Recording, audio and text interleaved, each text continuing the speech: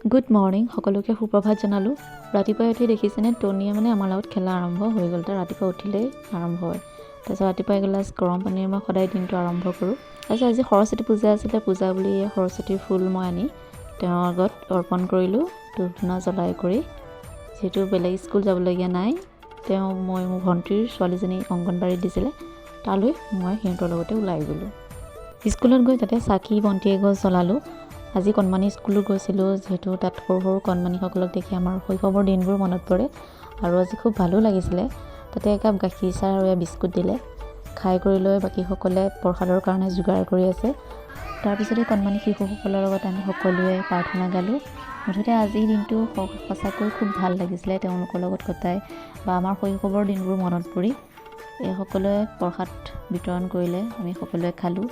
লগত আমাৰ দুষ্টও থাকিলে, বহুত দুষ্ট দেই। তেনেহ'লে সৰস্বতী পূজা বুলি আজিৰ ব্লগটো ইমানেই আছিলে। বাই।